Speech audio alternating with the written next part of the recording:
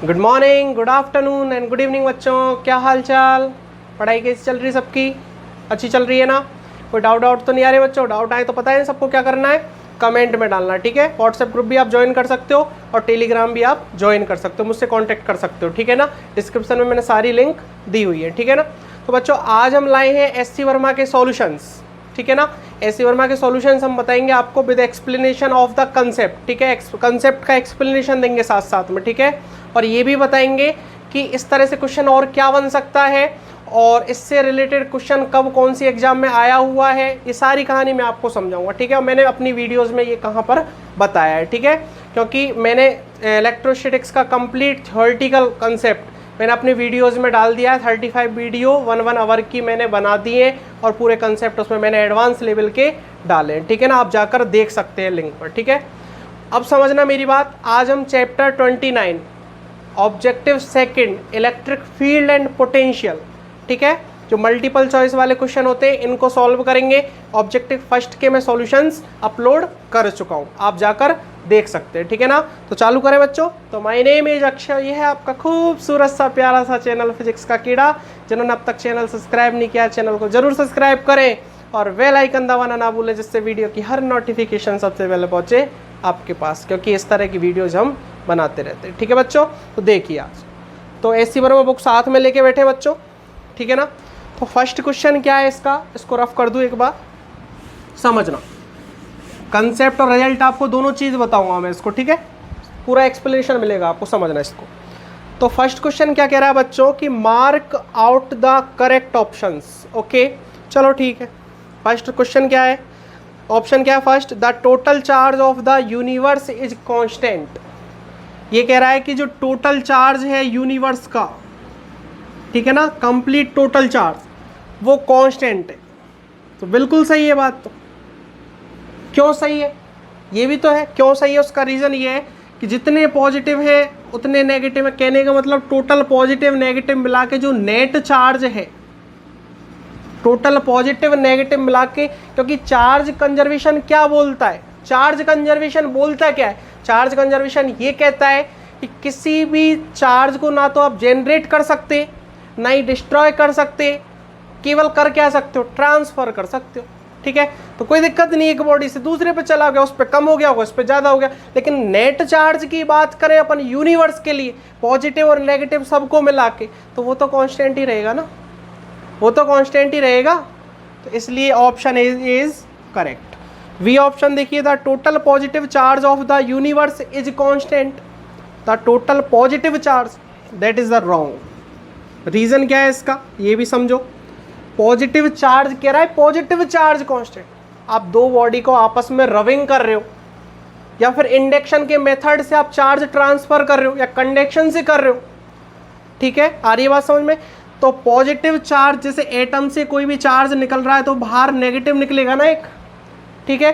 तो ये तो कोई जरूरी नहीं है कि पॉजिटिव चार्ज कांस्टेंट रहे, ये जरूरी है कि टोटल यूनिवर्स में जितनी भी नेट चार्ज है वो कांस्टेंट रहेगा। लेकिन ये कोई कंपलसरी नहीं है कि पॉजिटिव चार्ज कांस्टेंट रहेगा या फिर नेगेटिव चार्ज कांस्टेंट रहेगा। देखो थर्ड ऑप्शन क्या है, the total negative charge of the universe is constant, ये भी कोई जरूरी नहीं है, ठीक है। टोटल नेट चार्ज कांस्टेंट है, बस ये ध्यान रखना आप, ठीक। फोर्थ क्या है कि the total number of charge particles in the universe is constant, ये भी रॉन्ग। कैसे कह सकते हो, जान लो ये एटम है हमारे पास कोई, ठीक है, इस पर अभी मान लो 5 कूलम चार्ज है पॉजिटिव के, ठीक है।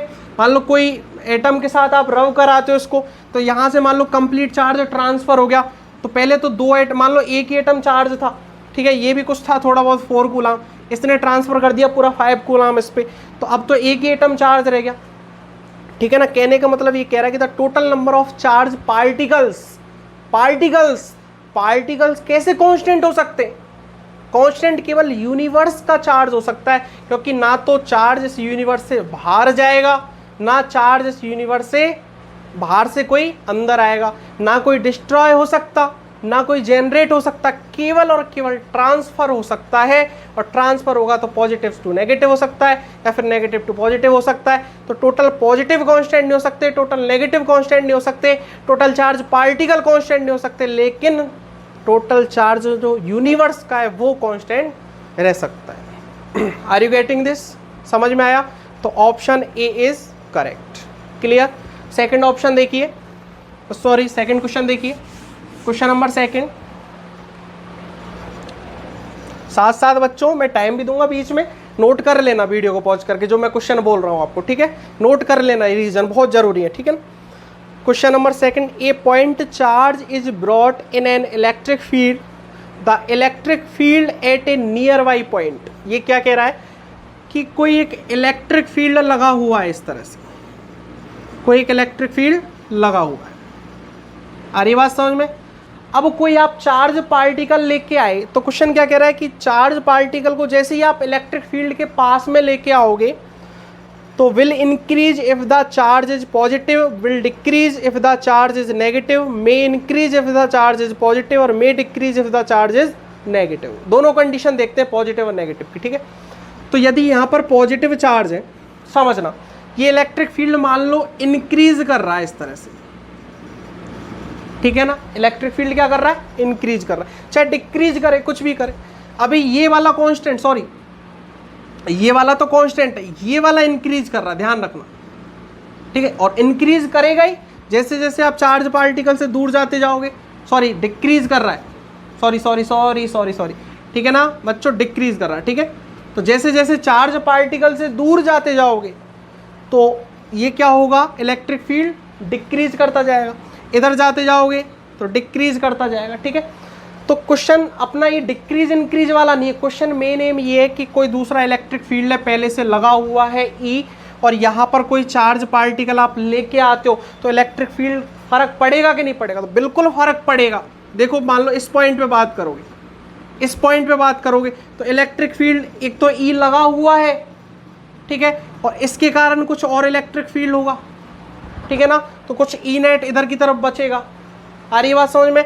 इंक्रीज कर सकता है, इंक्रीज कर सकता है, ठीक है? और यदि आप नेगेटिव चार्ज पार्टिकल को लेके आओगे, क्वेश्चन ऑप्शन देखो, समझो may decrease if the charge is negative, ठीक है? यदि आप नेगेटिव चार्ज पार्टिकल को लेके आओगे और यहाँ इलेक्ट्रिक फील्ड देखोगे तो ई तो लग रहा है जो लग रहा है, ठीक है ना? वापस अपोजिट डायरेक्शन में और लग जाएगा। कहने का मतलब जहाँ पे बात करो आप पॉजिटिव चार्ज की, तो यहाँ पर देखोगे तो यहाँ पर ई तो लग रहा है जो लग रहा है, ठीक है? ई तो चल रहा है जो चल रहा है, साथ में इसका और हो जाएगा ऐड ई डैश, तो ई प्लस ई डैश होंगे कि नहीं होंगे? Are you getting this? इसके इधर बात करोगे तो ई तो लग रहा है जो लग रहा है, ठीक है? और इधर की तरफ क्या हो जाएगा? ई माइनस ई डैश होगा कि नहीं होगा? ये तो समझ में आया? क्लियर है यहाँ तक? ये तो समझ में आया होगा।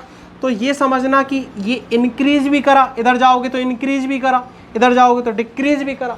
तो मे भी इंक्रीज, यदि पॉजिटिव चार्ज रखते हो तो इंक्रीज भी कर सकता है और डिक्रीज भी कर सकता है, दोनों चीज़ें हैं, ठीक है? अब यदि आप नेगेटिव चार्ज रखो यहाँ पे, तो जैसे ही आप नेगेटिव चार्ज रखोगे तो ई तो ऑलरेडी लगा हुआ है, ठीक है? इसके कारण इलेक्ट्रिक फील्ड की डायरेक्शन इधर हो जाएगी, होगी कि नहीं होगी? मान लो ई डैश, अब यहाँ बात करोगे तो इधर बात करोगे तो ई तो पहले लगा हुआ है, तो इसके कारण इधर और हो जाएगी ई डैश, तो इधर क्या हो गया? ई प्लस ई डैश, और इधर क्या हो गया? ई माइनस ई डैश, ठीक है?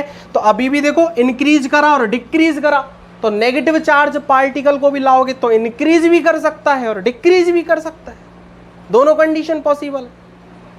Are you getting this? दोनों कंडीशन पॉसिबल है, ठीक है? नाउ वी कैन से कि option C and D is correct. Reason क्या है कि may increase if the charge is positive, right? यदि यहाँ पॉजिटिव चार्ज है तो इंक्रीज कर सकता है और डिक्रीज भी कर सकता है, दोनों चीजें, ठीक है? डी ऑप्शन क्या कह रहा है कि may decrease if the charge is negative, तो ये भी करेक्ट है कि इंक्रीज भी कर सकता है और डिक्रीज भी कर सकता है, ठीक है?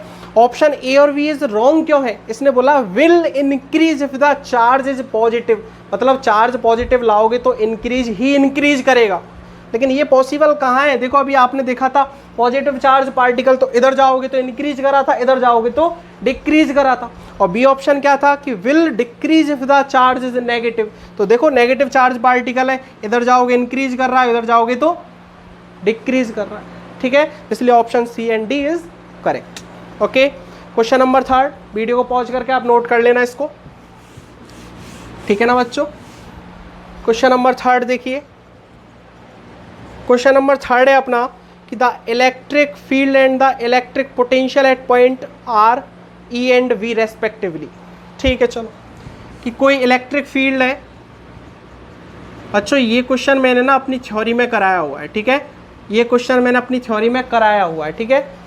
अब समझना, इसको पोटेंशियल जब पढ़ाया था मैंने क्वेश्चन कराया था, स्टार्टिंग पोटेंशियल के फर्स्ट लेक्चर में मिल जाएगा ये क्वेश्चन आपको। तो इलेक्ट्रिक फील्ड किसी पॉइंट पर ई है और पोटेंशियल क्या है, वी है। तो ये चार कंडीशन पूछ रहा है कि E is equal to zero then V must be zero, V equal to zero then E must be zero, E is not equal to zero then we can not be zero, if v is not equal to zero then e can not be zero. ठीक है, समझना चारों चीजें आप, ठीक है। मैं देखो चार कंडीशन बता रहा हूँ आपके सामने, इस क्वेश्चन पे मत जाओ, क्वेश्चन को तो आप रख दो एक बार, ठीक है। अब चार कंडीशन समझना मैं जो बताना चाह रहा हूँ आपको, ठीक है। चार कंडीशन क्या है, एक सेकंड बुक को रख देता हूँ मैं, सही। हाँ बच्चों, चार कंडीशन क्या है कि एक पॉजिटिव चार्ज प्लस क्यू, एक प्लस क्यू, एक प्लस क्यू और एक प्लस क्यू। ओके, मैं सेंटर पे बात करूँ, ये स्क्वायर है अपना, ठीक है। सेंटर पे बात करूँ तो इसके कारण इलेक्ट्रिक फील्ड किधर आएगा, इधर आएगा, इसके कारण इलेक्ट्रिक फील्ड इधर आएगा, इसके कारण इलेक्ट्रिक फील्ड इधर आएगा, इसके कारण इलेक्ट्रिक फील्ड इधर आएगा। यदि आपसे मैं यहाँ पूछूँ कि ई कितना है तो जीरो है कि नहीं है, ई जीरो है कि नहीं है। और मैं पूछूँ आपको पोटेंशियल क्या होगा इस पॉइंट पे, तो पोटेंशियल में डायरेक्शन का कोई इशू ही नहीं होता है, k q by r, k q by r, k q by r, k q by सब ऐड हो जाएंगे, ठीक है। तो v is not equal to zero. एक कंडीशन आपके समझ में आई। दूसरी कंडीशन समझना मेरी कि एक इस तरह से वो ये स्क्वायर है अपना, तो यहाँ प्लस क्यू चार्ज रखा हुआ है और यहाँ माइनस क्यू है, यहाँ प्लस क्यू है और यहाँ माइनस क्यू है, ठीक है ना। समझना इस चीज़ को, ठीक है।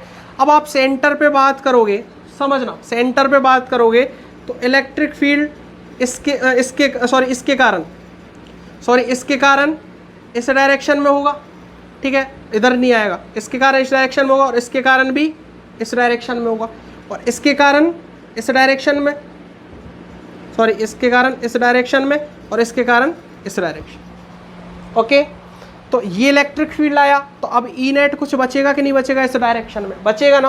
तो नाउ वी कैन से कि E is not equal to zero. लेकिन आप पोटेंशियल फाइंड करो इस पॉइंट पे, तो के q by r, k q by r minus k q by r minus k q by are, तो कितना हुआ नेट पोटेंशियल, जीरो हुआ कि नहीं हुआ। तो नाउ वी कैन से कि v इक्वल टू जीरो, क्योंकि पोटेंशियल के फॉर्मूले में जो चार्ज लिखते हो विद साइन आता है, सबको पता होगा।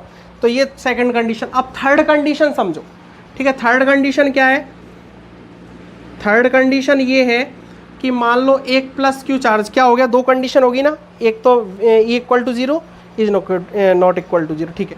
अब प्लस क्यू चार्ज है अपने पास, ठीक है, दोनों को कैंसिल करते हैं। ये प्लस क्यू है, ये प्लस टू क्यू है, ये माइनस क्यू है, ये प्लस क्यू है। ये अंदाज से बता रहा हूँ सारे में, कोई फिक्स नहीं है ऐसा, एक एग्जाम्पल समझा रहा हूँ आपको, ठीक है। यहाँ पे बात करोगे इसके कारण इलेक्ट्रिक फील्ड इधर, इसके कारण इलेक्ट्रिक फील्ड इधर, इसके कारण इलेक्ट्रिक फील्ड इधर और इसके कारण इलेक्ट्रिक फील्ड इधर, तो कुछ ना कुछ ई बचेगा कि नहीं बचेगा। तो मैं नहीं कह सकता E is not equal to zero, नहीं कह सकता ना, यहाँ पे नहीं कह सकता। अब v की बात करो तो v कुछ ना कुछ बचेगा, क्योंकि के q by r, k q by are कितना हो गया, 2k क्यू बाई आर, और ये 2k क्यू बाई आर ये ऐड हो जाएगा, इसके कारण घट जाएगा, तो कुछ ना कुछ पोटेंशियल तो बचा ना। तो नाउ वी कैन से कि v is not equal to zero, ठीक है। अब चलो आप फोर्थ कंडीशन पे। फोर्थ कंडीशन क्या हो सकती है, तो तीन कंडीशन हमने देखी, ठीक है। तो एक तो e जीरो है तो v जीरो नहीं हो सकता, e जीरो नहीं है तो v जीरो हो सकता है, और एक कंडीशन में दोनों जीरो नहीं हो सकते। एक कंडीशन में मैं दोनों को जीरो करके बताता हूँ, ठीक है। देखो प्लस क्यू, ओके, और इधर प्लस क्यू और इधर माइनस क्यू और इधर माइनस क्यू। अब इस सेंटर पे बात करो तो इसके कारण इलेक्ट्रिक फील्ड इधर, इसके कारण इलेक्ट्रिक फील्ड इधर, इसके कारण इलेक्ट्रिक फील्ड इधर और इसके कारण इलेक्ट्रिक फील्ड इधर। तो now we can say E equal to zero. Potential लिखो के क्यू बाई आर और k q by r, minus k q by r और माइनस के क्यू बाई, तो v इक्वल टू जीरो। तो बच्चों मैं इस एग्जाम्पल को समझाने का मतलब क्या था, क्वेश्चन पे आएंगे अभी, समझना मेरी बात कि चारों कंडीशन पॉसिबल है, चारों कंडीशन पॉसिबल है। क्वेश्चन हमसे उल्टा कह रहा है, क्वेश्चन हमसे क्या कह रहा है, उल्टा कह रहा है। क्वेश्चन क्या कह रहा है, एक सेकंड, कहाँ गया क्वेश्चन बच्चों, कहाँ गया ये वाला, हाँ। क्वेश्चन हमसे ये कह रहा है कि if e equal to zero then v must be zero.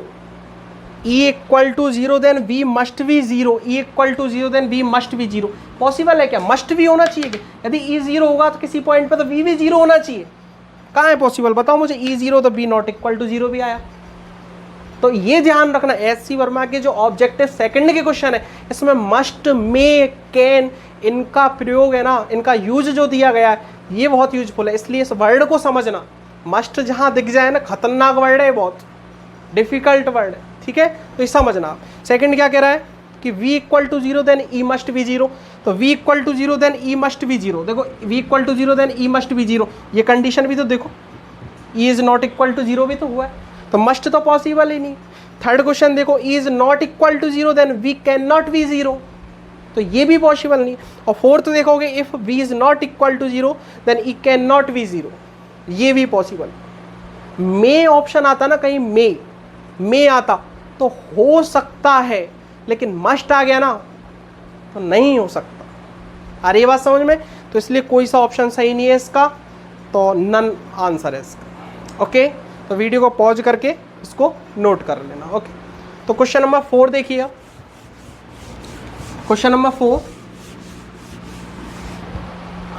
4 क्या कह रहा है हमसे, समझना एक बार बच्चों। मार्कर कंफ्यूज हो गया मेरा, ठीक है। क्वेश्चन नंबर 4 क्या कह रहा है, the electric potential decreases uniformly from 120 volt to 80 volt. देखो ये क्या कह रहा है, इस तरह से बात कर रहा है आपसे, ठीक है। तो यहाँ मान लो बोला है इसने कि 120 वोल्ट पोटेंशियल, ठीक है। यहाँ बोला है इसने 80 वोल्ट पोटेंशियल, ठीक है। ये x इक्वल टू कितने पे बोला है इसने, x इक्वल टू -1 पे, और ये बोला है x इक्वल टू 1 पे, ठीक है। तो to the electric field at the origin, ठीक है। इस ओरिजिन पॉइंट पर आपको इलेक्ट्रिक फील्ड पूछ रहा है, ठीक है। तो एक रिलेशन होता है बच्चों, ध्यान रखना, जो होता है वो समझना आप। रिलेशन क्या होता है मैंने आपको बताया था, E equal to -k del Y del x I cap plus del upon del y j cap plus del upon del z k cap और V, ये रिलेशन होता है, ठीक है, इलेक्ट्रिक फील्ड का और पोटेंशियल का। यदि कोऑर्डिनेट के फॉर्म में देखें, ठीक है, सिंपल फॉर्म में तो आप जानते ही हो सब, B equal to del V equal to -k E dr, ये होता है सिंपल फॉर्म में बात करें तो। ये रिलेशन है इलेक्ट्रिक फील्ड और पोटेंशियल का, आप समझ सकते हो। पोटेंशियल ग्रेडियंट के नाम से मैंने एक लेक्चर बनाया है, तो उसको आप बहुत अच्छी तरह से देख सकते हो जाके, ठीक है। लेकिन मैं समझा रहा हूँ इस क्वेश्चन को, एक बार समझना कि क्या कह रहा है कि इलेक्ट्रिक फील्ड इसके सेंटर पर बताना है। ऑप्शन क्या कहे इसने कि must be equal to 20 volt per centimetre, must बोल दिया इसने। अब सोचने वाला क्वेश्चन है, ठीक है। May be equal to 20 volt per centimetre, may be हो सकता है, ठीक है। थर्ड बोल रहा है कि may be greater than to 20 volt per centimetre. Fourth बोल रहा है may be less than 20 volt per centimetre. चलो 4 ऑप्शनों को देखते हैं इसके, ठीक है। तो मुझे एक बात बताओ कि ये बीच की डिस्टेंस कितनी है, 2, ठीक है। अब सिंपल तरीके से बता रहा हूँ केवल, ठीक। और बीच में इसमें पोटेंशियल डिफरेंस कितना, 40 वोल्ट।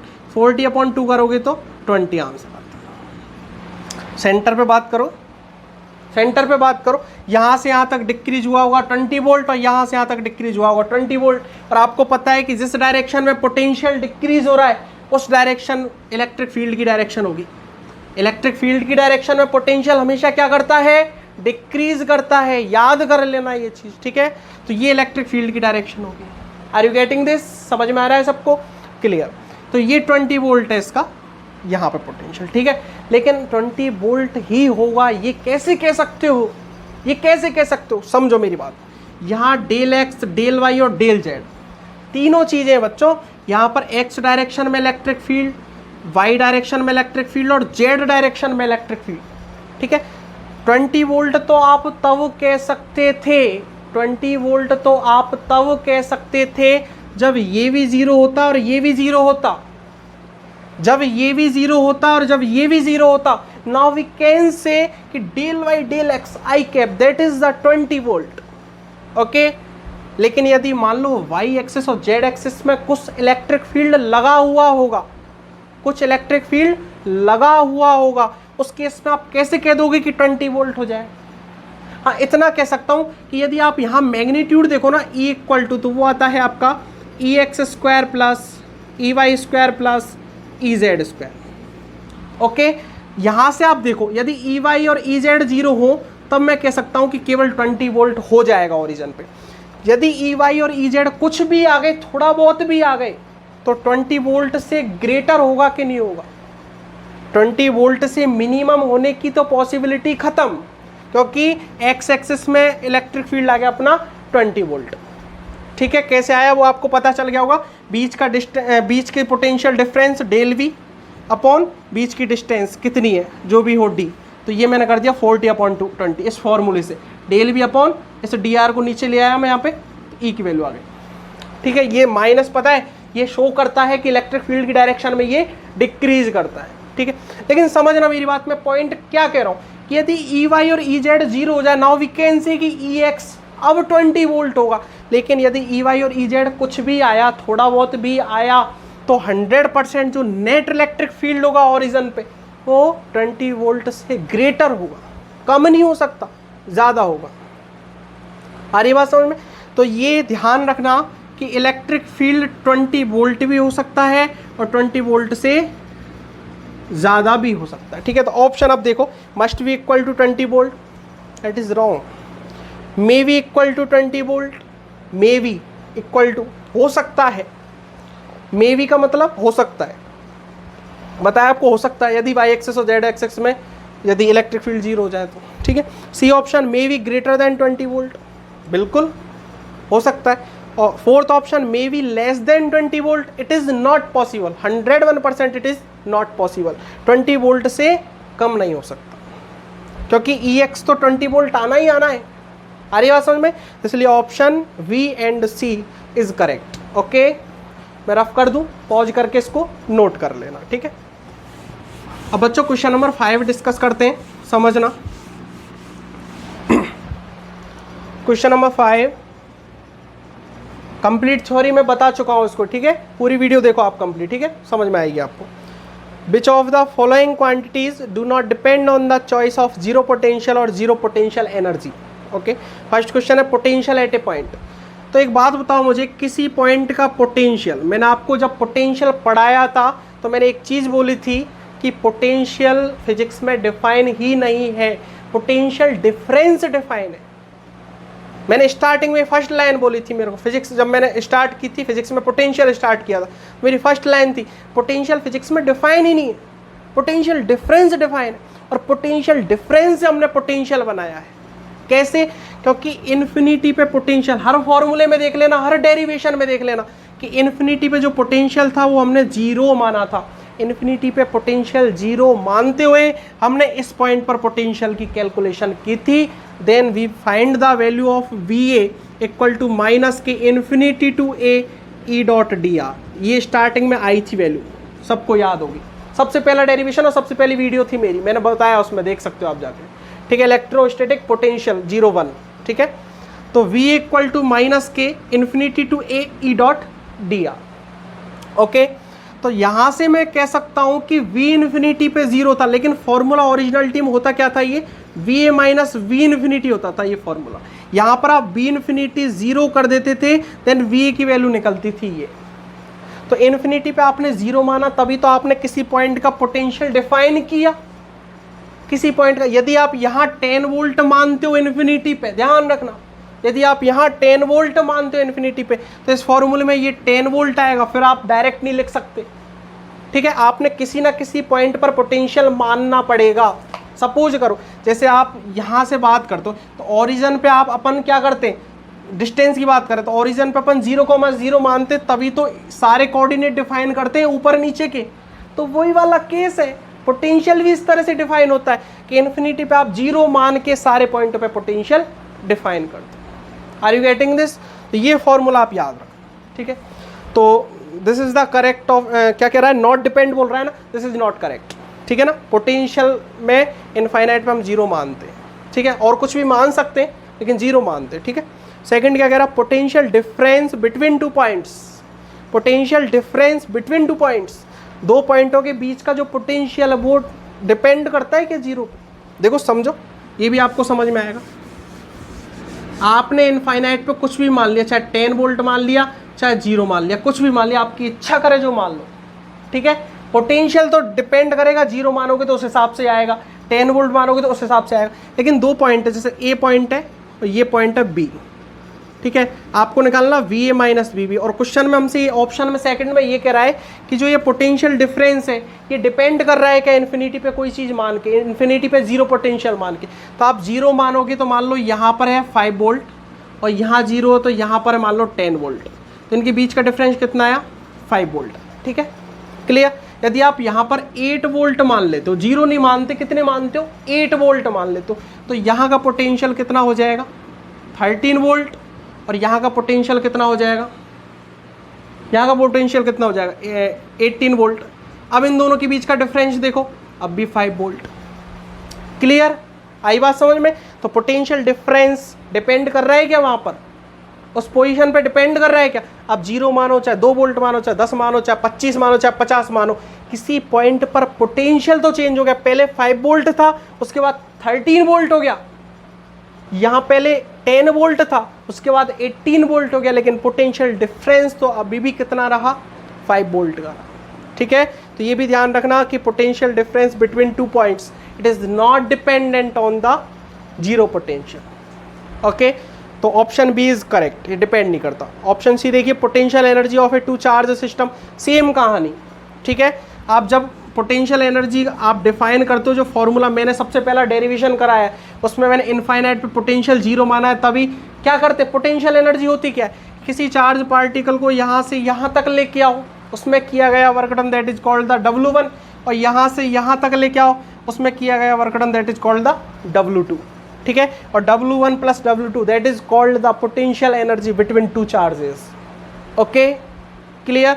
तो पोटेंशियल एनर्जी डिफाइन की थी जब V इन्फिनिटी 0 माना था, ठीक है। तो पोटेंशियल जो एनर्जी है 2 चार्ज सिस्टम की that is the dependent on the 0 potential energy, okay. और फोर्थ ऑप्शन है change in potential energy of A 2 charge system. तो बच्चों चेंज जहाँ आ जाता है ना तो समझना वो डिपेंड नहीं कर रहा है, वही कहानी पोटेंशियल डिफरेंस की तरह, आ रही है बात समझ में। इसलिए ऑप्शन डी भी क्या है correct, it is not dependent, okay. तो option B and D is correct, clear है, ठीक है। क्वेश्चन नंबर 6 समझना, ये बच्चों मैंने इलेक्ट्रिक डाइपोल एंड कंडक्टर की 3rd वीडियो में लास्ट का क्वेश्चन है, वीडियो का सबसे एंड का, बहुत अच्छी तरह से एक्सप्लेन किया क्वेश्चन नंबर 6। दोबारा समझाता हूँ, समझो। क्वेश्चन क्या कह रहा है कि an electric dipole is placed in an electric field generated by A point charge. Question में बोला है कि एक पॉइंट चार्ज के कारण, समझना, पॉइंट चार्ज के कारण कोई एक इलेक्ट्रिक फील्ड, दूसरा मार्कर ले लेता हूँ, पॉइंट चार्ज के कारण कोई इलेक्ट्रिक फील्ड जनरेट हो रहा है, उसमें आप किसी डाइपोल को रखते हो, तो ये ऑप्शन है कि the net electric force on the dipole must be 0। देखते हैं, मान लो एक पॉइंट चार्ज है प्लस Q, इस तरह से इसकी इलेक्ट्रिक फील्ड लाइन बनेंगी, इस तरह से इलेक्ट्रिक फील्ड लाइन बनेंगी, इससे तो सेटिस्फाई हो, ठीक है। और इलेक्ट्रिक फील्ड कितना होता है KQ/R²। समझना ध्यान से, एक एक कंसेप्ट समझाऊंगा इसमें मैं। E is inversely proportional to R²। ना वी कैन से, मैं कह सकता हूँ इस चीज़ को, क्लियर। अब मुझे एक बात बताना कि जैसे जैसे चार्ज से दूर जाते जाओगे इलेक्ट्रिक फील्ड क्या होता जाएगा, डिक्रीज होता जाएगा। तो मैं कह सकता हूँ हर पॉइंट पे, यहाँ पे, यहाँ पे, यहाँ पे, यहाँ पे, यहाँ पे, हर पॉइंट पर नॉन यूनिफॉर्म इलेक्ट्रिक फील्ड है। तो ये कैसा इलेक्ट्रिक फील्ड है, पॉइंट चार्ज के कारण जनरेट किया हुआ, कैसा है, नॉन यूनिफॉर्म, ठीक है ना, समझ में आया सबको। ये कौन सा इलेक्ट्रिक फील्ड है, नॉन यूनिफॉर्म इलेक्ट्रिक फील्ड। और किसी नॉन यूनिफॉर्म इलेक्ट्रिक फील्ड में, समझना इस चीज़ को, किसी नॉन यूनिफॉर्म इलेक्ट्रिक फील्ड में किसी टॉर्क को रखते हो, तो मैंने एक कंसेप्ट बहुत अच्छी तरह समझाया है कि इस तरह से मान लो कोई आपके पास इलेक्ट्रिक फील्ड है नॉन यूनिफॉर्म का, इसमें आप किसी भी उसको डाइपोल, सॉरी टॉर्क नहीं, किसी डाइपोल को आप रखते हो, जैसे मान लो ये रखा -A+ रखा, ठीक है। मान लो इलेक्ट्रिक फील्ड यहाँ E1 है और यहाँ E2 है, बीच की डिस्टेंस कुछ भी हो, तो इस पर फोर्स कितना लगेगा, मैं मान लेता हूँ QE2 और इस पर फोर्स लगेगा QE1। तो यहाँ पर F नेट 0 होने के लिए E1 = E2 होना कंपलसरी है, और that is not possible. This is the non uniform electric field, this is the non uniform electric field. It is not possible कि E1 = E2 हो जाए, ये पॉसिबल नहीं है। इसलिए F नेट 0 हो ही नहीं सकता, मस्ट भी 0 तो बहुत दूर की बात है, मे भी 0 नहीं हो सकता, मे भी जीरो भी नहीं हो सकता। आ रही बात समझ में? मे भी जीरो भी नहीं हो सकता, ये चीज़ ध्यान रखना। आप इसको इस तरह से रख लो, आप इसको इस तरह से रख लो, यहाँ माइनस यहाँ प्लस, ठीक है। अब भी फोर्स लगेगा QE2, अब भी फोर्स लगेगा QE1, लेकिन नेट फोर्स जीरो हो ही नहीं सकता। यूनिफॉर्म के केस में मस्ट बी जीरो। यूनिफॉर्म के केस में यूनिफॉर्म इलेक्ट्रिक फील्ड होता तो E1 इक्वल टू E2 होता, और E1 इक्वल टू E2 होता तो फोर्स क्या होता, नेट फोर्स क्या होता, जीरो होता। Then we can say it is the must be zero. लेकिन नॉन यूनिफॉर्म इलेक्ट्रिक फील्ड है, then I can not say कि ये फोर्स जो होगा नेट ये जीरो होगा। मस्ट भी जीरो तो बहुत दूर की बात है, मे भी जीरो नहीं हो सकता, मतलब जीरो हो ही नहीं सकता फोर्स, ठीक है। इसलिए ऑप्शन इज रॉन्ग, ठीक है। ऑप्शन बी क्या था, net electric force on the dipole may be zero, कोई सवाल ही पैदा नहीं होता, ठीक है, पॉसिबल ही नहीं है, ठीक है। ऑप्शन सी की बात करें, the torque on the dipole due to the field must be zero. The torque on the dipole due to the field must, must मतलब होना ही चाहिए। बच्चों सबसे ज़्यादा कन्फ्यूजन यही वर्ड करते हैं यहाँ पे, मस्ट, मे और कैन, ठीक है। ये ध्यान रखना, मस्ट का मतलब होना ही चाहिए, तो ये चीज़ भी पॉसिबल नहीं है।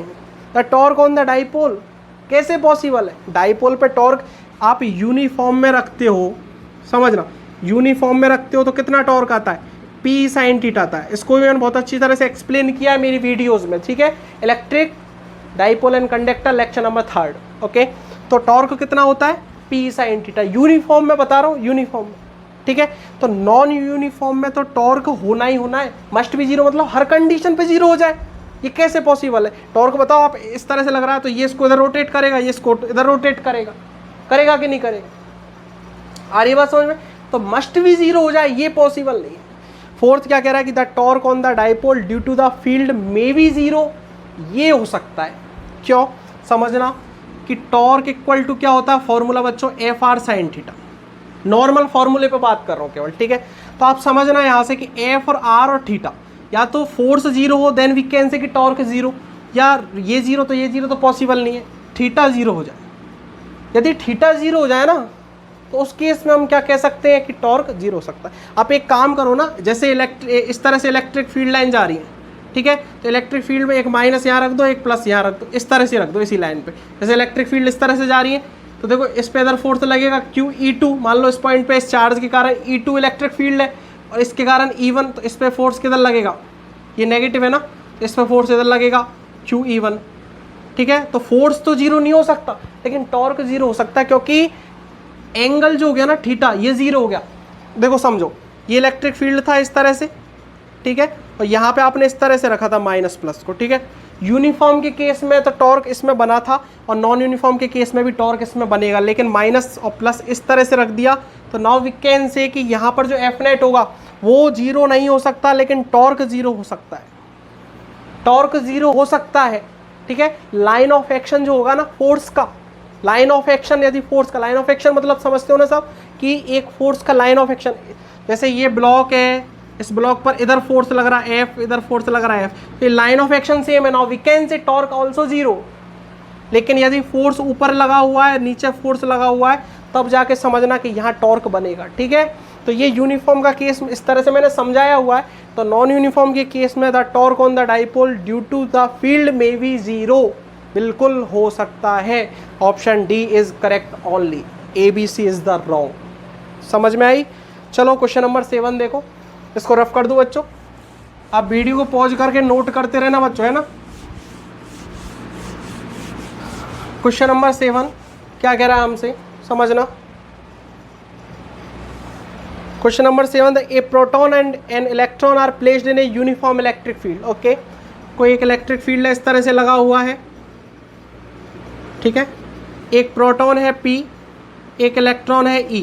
ओके, ये यूनिफॉर्म इलेक्ट्रिक फील्ड E में लगे हुए हैं, ठीक है, रखे हुए हैं दोनों, ठीक है। अब ऑप्शन समझते, the electric forces acting on them will be equal, the electric forces acting on them will be equal. समझना, तो इस पर फोर्स किधर लगेगा, इधर लगेगा, सॉरी, इधर लगेगा नेगेटिव चार्ज पार्टिकल, ओके, और इस पर फोर्स इस डायरेक्शन में QE लगेगा, ठीक है ना, चार्ज दोनों पे सेम रहेगा, ठीक है, ये तो पता है आपको।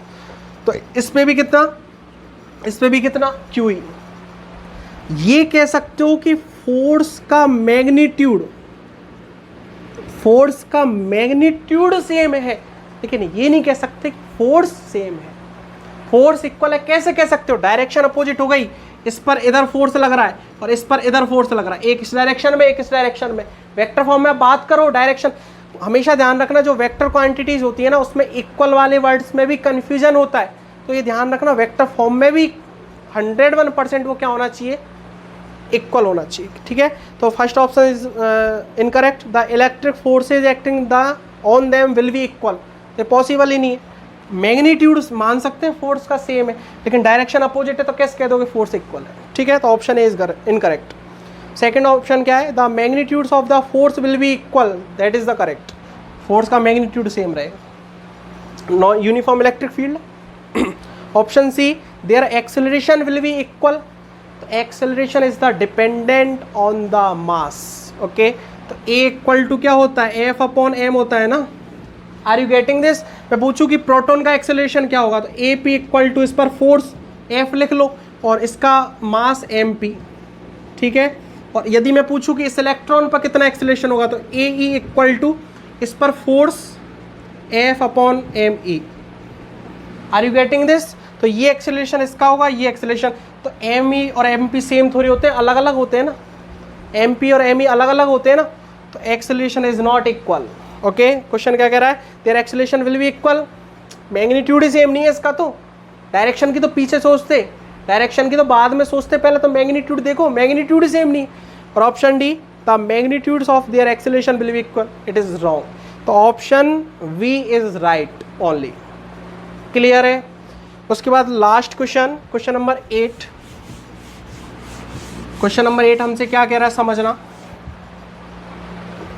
क्वेश्चन नंबर 8 इंटरेस्टिंग क्वेश्चन है, ठीक है, कि the electric field in a region is directed outwards and is proportional to the distance r from the origin, taking the electric potential at origin to be 0, ठीक है। तो ये क्या कह रहा है कि आपको पोटेंशियल ओरिजिन पे, समझना मेरी बात, कहीं ना कहीं काम आएगा, ठीक है, इसलिए दे रखा है 0। ओरिजिन पे पोटेंशियल कितना दे रखा है, 0 दे रखा है। और इलेक्ट्रिक फील्ड किसी रीजन में डायरेक्टेड आउटवर्ड है and is proportional to the distance r, ये कह रहा है कि E is proportional to r है, ठीक है ना, E is proportional to r है, ओके। तो मुझे एक बात बताओ, फॉर्मूले से देखें तो डी वी इक्वल टू क्या होता है, minus k E dot d r. Are you getting this? Minus k E dot d are करते हैं ना अपन, ठीक है ना। अब समझना मेरी बात को, मैं इसको करता हूँ, मैं इसको मान लूँ E इक्वल टू के आर। पता है हमसे क्या पूछ रहा है, ये पूछ रहा है कि यदि इलेक्ट्रिक फील्ड किसी रीजन में आर के डायरेक्टली प्रोपोर्शनल है तो पोटेंशियल के बारे में आप क्या कह सकते हो। देखो ऑप्शन इसी तरह से है, it is uniformly in the region, it is proportional to the r, it is proportional to the are square, या फिर it increases as one goes away from the origin, okay. Electric potential के बारे में आप क्या कह सकते हो, ये हमसे पूछ रहा है, देखो है ना। तो समझो d v equal to minus k E D R लिख सकते हैं हम, फॉर्मूला होता है, दोनों तरफ इंटीग्रेट करो, d v equal to minus k E dot d are. तो ये इंटीग्रेट करोगे तो पोटेंशियल आएगा वी, ओके। माइनस के ई कितना है बच्चों, तो ई इतना दे रखा है, डायरेक्टली मैंने के कांस्टेंट मान लिया कुछ भी, ठीक है। तो माइनस के आर डी आर, तो वी इक्वल टू माइनस के, इसको करोगे तो ये आएगा आर स्क्वायर बाई 2, इंटीग्रेट कर दिया आर डी आर का, आर स्क्वायर बाई 2 और प्लस सी कांस्टेंट आएगा, तो v इक्वल टू माइनस के are square by 2 plus C, okay. अब c की वैल्यू कैसे निकालोगे, ये इसलिए दिया था पोटेंशियल एट ओरिजिन इज 0, ठीक है। तो पोटेंशियल 0 मतलब v की वैल्यू 0 है, कहाँ पे, v की वैल्यू 0 कहाँ पर है, माइनस के आर का है, आर क्या है ओरिजिन पे, आर 0 पे, v की वैल्यू 0, ठीक है। तो c की वैल्यू कितनी आई बच्चों, 0 आई।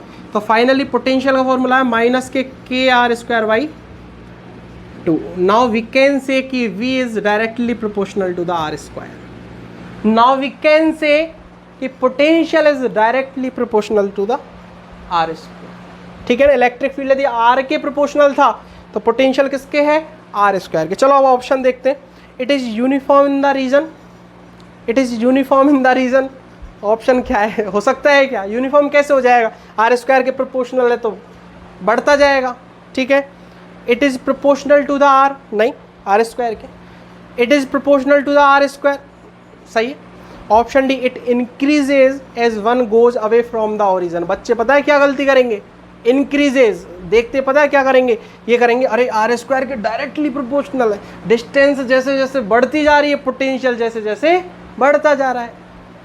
साइन भी तो देखो बच्चों माइनस है, यदि जैसे जैसे ये वैल्यू बढ़ती जाएगी तो माइनस की वैल्यू में जो मैग्नीट्यूड होता है वो बढ़ता है, तो समझो ये पूरी संख्या क्या हो रही है, कम हो रही है, उल्टी डिक्रीज कर रहा है पोटेंशियल। पोटेंशियल क्या कर रहा है, माइनस का साइन है, ध्यान रखना इस चीज़ को, ठीक है। तो माइनस के साइन में -5 बढ़ा के -6 बढ़ा, मैंने पहले भी समझाया था, बताओ -5 बढ़ा ना, तो जैसे जैसे पास रहोगे तो ज़्यादा रहेगा, फिर कम कम होता जाएगा, तो इंक्रीज नहीं कर रहा है, इनडायरेक्टली समझो इस चीज़ को, डिक्रीज कर रहा है। तो option D is also wrong. तो finally option C is correct. Clear है। तो बच्चों ये कुछ क्वेश्चंस थे आपके ऑब्जेक्टिव सेकंड के, ये तो बात हुई अपनी 29 चैप्टर की, ठीक है। उसके बाद ऐसे ही आपको सारे सॉल्यूशंस मिलेंगे कंप्लीट एससी वर्मा के, I promise you complete SC Verma के सॉल्यूशंस मैं आपको दूंगा, ठीक है। टाइम लगेगा थोड़ा थोड़ा, मैं धीरे धीरे सारे काम कर रहा हूँ, ठीक है। लेक्चर्स भी हमारे कंटिन्यू चल रहे हैं, लेक्चर आप देखिए 35 लेक्चर मैंने इलेक्ट्रोस्टैटिक्स के डाल दिए, ठीक है। बाकी कम से कम ज़्यादा नहीं तो 30 के आसपास लेक्चर एससी वर्मा के, फिर प्रीवियस ईयर्स के क्वेश्चंस के, एडवांस के, नीट के, इन सब के, मेंस के, ट्रिपल ई के, सबके क्वेश्चंस बना के टोटल ज़्यादा नहीं तो 80 से 85 लेक्चर बनेंगे। आप इन सबको पढ़ लोगे ना, मेरी गारंटी है, किसी का बाप आपको फिजिक्स में हिला के बता देता हूँ, मैं गारंटी देता हूँ, मेरे सामने आ जाना, चैलेंज है ये चीज़, ठीक है। लेकिन पढ़ना पूरा पड़ेगा आपको, ठीक है। अपने हैंड रिटन नोट्स बनाने, कोई भी डाउट हो आई एम हियर, क्लियर। तो पढ़ाई करते रहिए, ऑल द वेरी बेस्ट।